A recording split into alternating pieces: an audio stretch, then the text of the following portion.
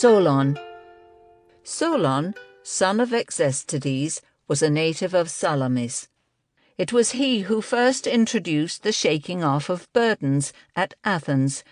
This was a ransoming of persons and property, for men used to borrow money by pledging their bodies as security, and many, owing to their poverty, were serfs. He was the first to forgive a debt of 7 talents owed to his father, and he encouraged others to do likewise. This law was called a shaking off of burdens for obvious reasons. He then framed the rest of his laws, which would take too long to enumerate, and had them inscribed on revolving wooden tablets. But his greatest accomplishment must be recounted. Athens and Megara both laid claim to Salamis, his birthplace, and when the Athenians had suffered many defeats, they voted that anyone who again advised them to fight over Salamis should be condemned to die. Solon, feigning madness and donning a garland, rushed into the agora. There he had his elegiac poem about Salamis read to the Athenians by a herald, and succeeded in rousing them. They again went to war with the Megarians, and won a victory thanks to Solon. The verses that follow did most to fan the Athenians' fury. Would that, exchanging countries, I were from Philogandros or Sicinos, rather than from Athens. For this rumour will soon reach men's ears. This fellow's from Attica. He's one of those who betrayed Salamis. And let us to Salamis to fight for a fair isle and shake off wretched shame.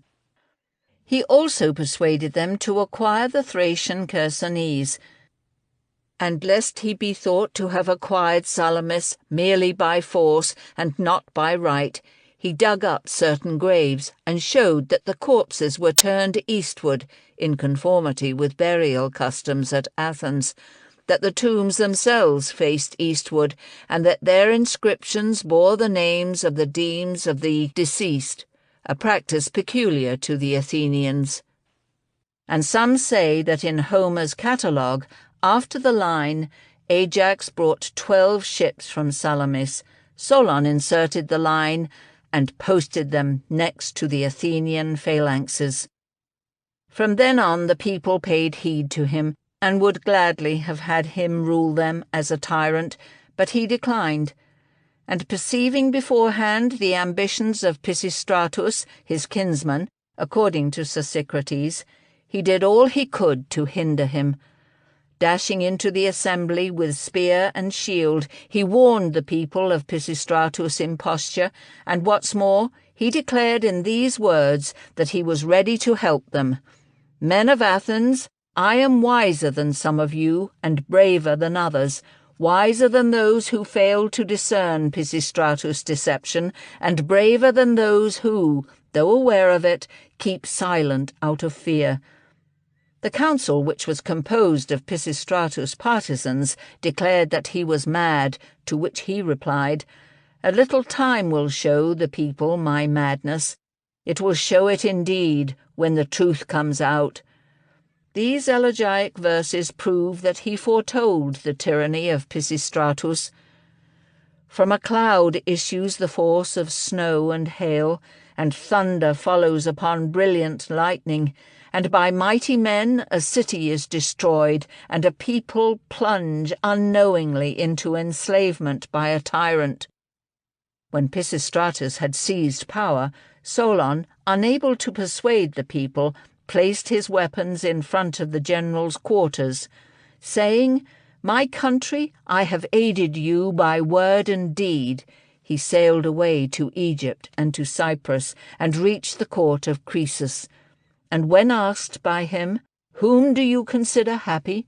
Solon replied, "Tellus of Athens, and Cleobus and Beton." His remarks on that occasion have been repeated again and again.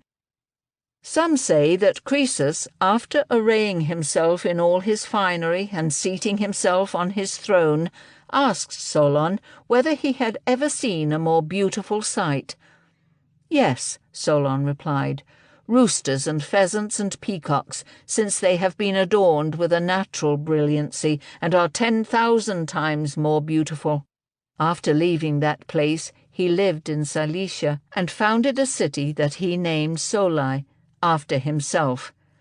In it he settled some few Athenians, who in the course of time were no longer fluent in their native dialect and were said to solicize. The inhabitants of that town call themselves Solenses, those from Soli in Cyprus Solii. When he learned that Pisistratus was already reigning as tyrant, he wrote as follows to the Athenians: "If you have suffered badly through your own baseness, do not attribute your troubles to the gods as if they were fated. For you yourselves exalted these men and gave them pledges, and that is why you endure evil servitude. Each of you follows in the footsteps of a fox, yet you are all devoid of sense. For you look to the wily words of a man and pay no regard to the consequences." So spoke Solon. After he had gone into exile, Pisistratus wrote to him as follows: Pisistratus to Solon. I was not the only man to aim at a tyranny in Greece, nor, as a descendant of Codrus, am I unsuited for the office. For I merely regained the privileges the Athenians swore to confer on Codrus and his family, though they later revoked them. In everything else I do no wrong in the sight of gods or men, and I permit the Athenians to manage public affairs according to the laws you framed for them, and they fare better than they would under a democracy, for I allow no one to run riot. And though I am tyrant, I accord myself no undue rank or honour, but simply the privileges said to have belonged to the kings in former times. Each Athenian pays 1/10 of his income, not to me, but to a fund for defraying the costs of public sacrifices or any other charges the city incurs, or in the event we are faced with a war. I do not blame you for revealing my intention, for you did so out of goodwill to the city, rather than through enmity to me, and in ignorance, too, of the kind of rule I was going to establish. For had you known, you might perhaps have tolerated it and not gone into exile. Return home, then, trusting my word, though it is not given under oath, that Solon will suffer no harm from Pisistratus. Be aware that no other enemy of mine has suffered any harm. If you think fit to be one of my friends, you will be among the foremost, for I see in you nothing deceitful or untrustworthy, and if you wish to live in Athens on other terms, you will have my permission, but do not, on my account, deprive yourself of your country."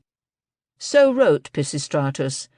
Solon says that 70 years is the limit of man's life. He is thought to have framed excellent laws. If a man does not support his parents, let him be disenfranchised, and likewise the man who consumes his patrimony. Let the idle man be held accountable to anyone who wishes to indict him. Lysias, however, in his speech against Nicidas, says that Draco wrote this law. To Solon he attributes the law that bars courtesans from the tribune.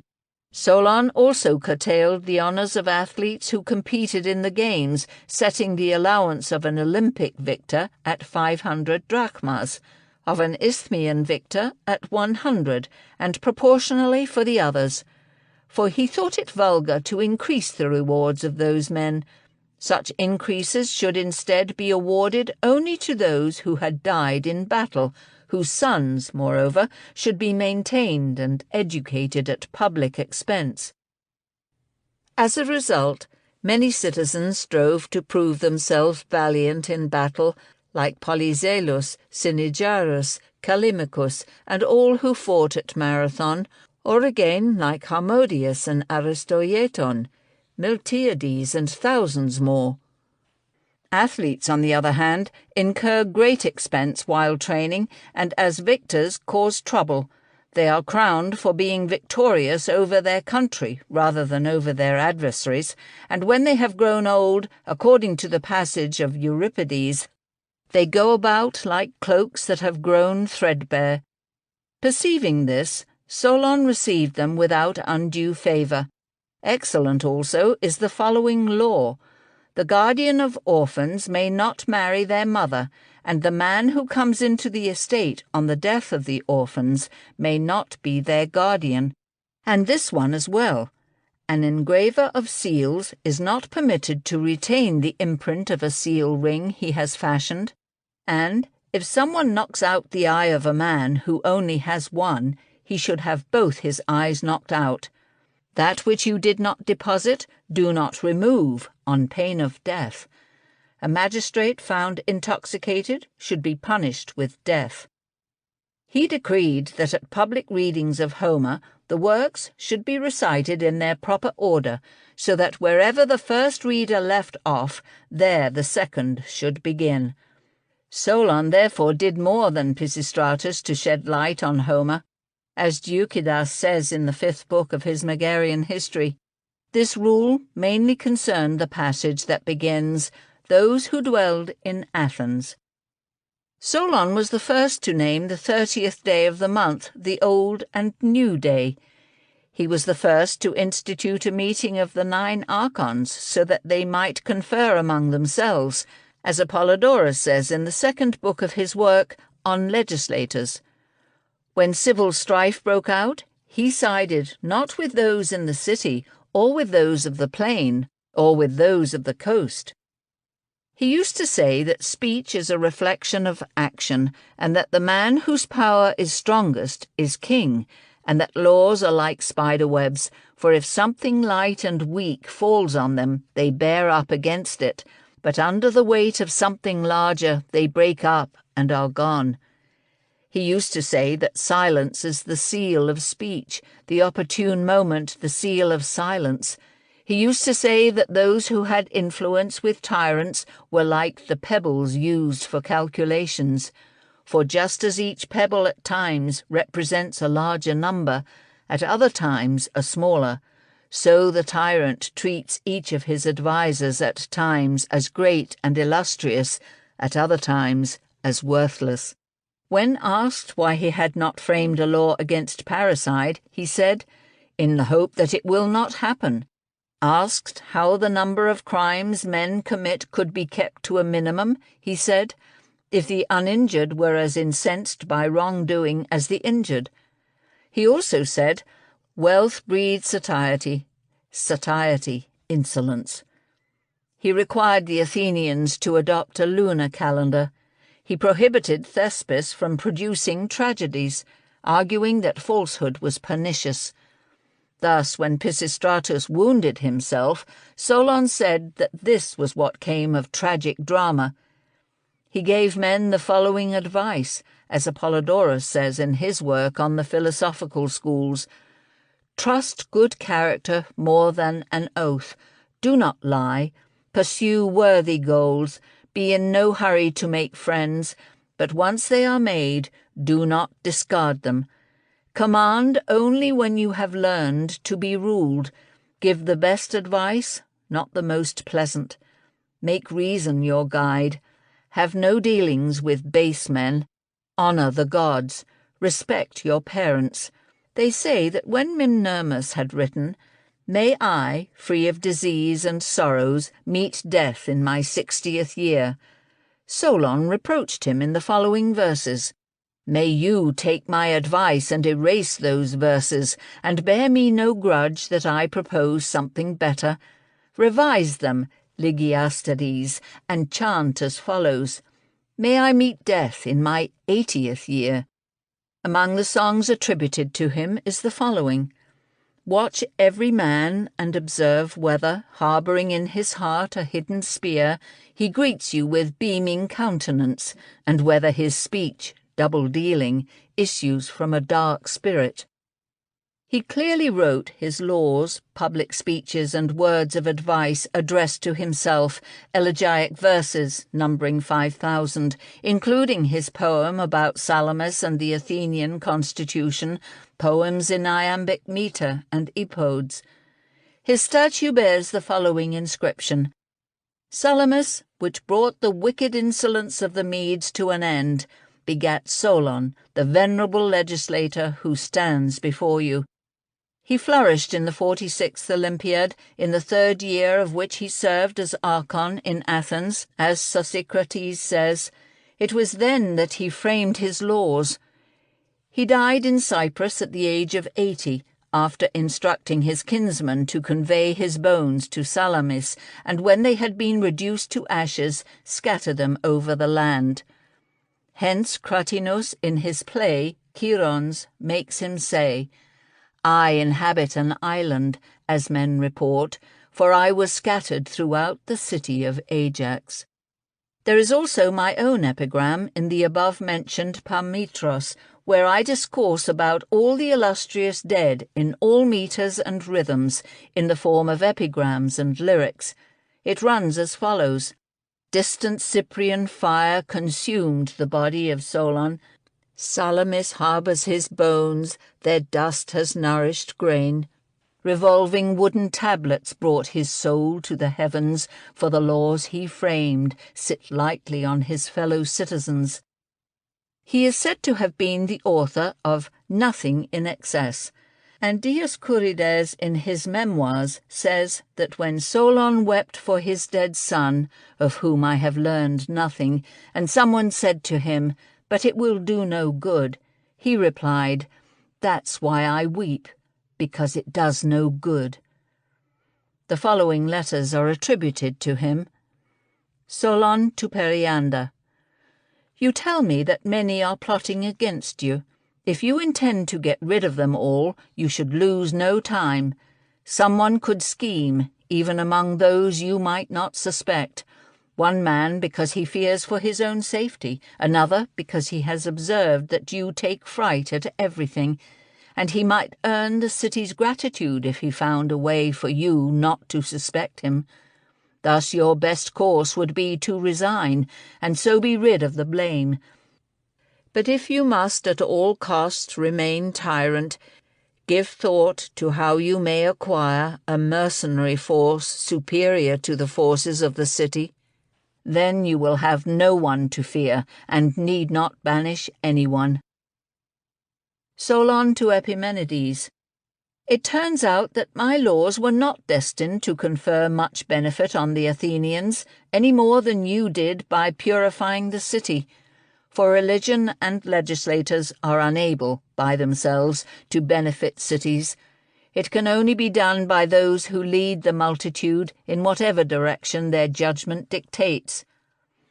Thus religion and laws, when things are going well, are beneficial. Under adverse conditions they are of no help. Nor are my laws nor all my statutes any better, but those who sat back did the commonwealth harm, namely those who did not prevent Pisistratus from aiming at a tyranny. Nor was I, when I warned them, considered trustworthy. He who flattered the Athenians was trusted more than I who told them the truth.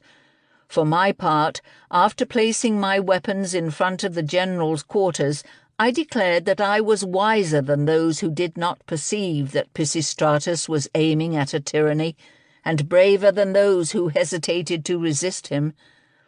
They, however, denounced the madness of Solon, and finally I bore witness, saying, My country, I, Solon, am ready to defend you by word and deed.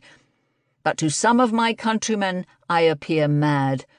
I will therefore abandon public life as the only enemy of Pisistratus. Let others, if they like, attend him as a bodyguard. For understand, my friend, that the man was utterly intent on becoming tyrant. He began by being a demagogue. Later, after wounding himself, he appeared before the court of the Helii, and cried out that his wounds had been inflicted by his enemies, and he asked the people to provide him with a guard of 400 young men, and the people, unwilling to listen to me, gave him the men. These were his club-bearers, and after that he dissolved the popular assembly. It was in vain that I strove to free the poor from serfdom, since now they are in servitude to one master, Pisistratus. Solon to Pisistratus. I believe that I will suffer no harm at your hands, for before you became tyrant, I was your friend, and now I have no quarrel with you, other than that of any other Athenian who dislikes tyranny.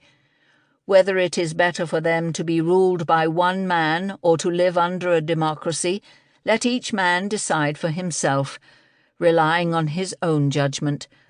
And I declare that of all tyrants you are the best, but I see that it is not honourable for me to return to Athens, lest someone reproach me on the grounds that, though I granted the Athenians equality of civic rights and decided not to be a tyrant myself when I had the opportunity, I now return and approve of what you are doing. Solon to Croesus. I admire you for your kindness to me, and, by Athena, if I did not wish beyond anything to live in a democracy, I would rather reside in your palace than at Athens, where Pisistratus is ruling by force. But I prefer to live where all have fair and equal rights. I will pay you a visit, however, as I am eager to become your guest friend.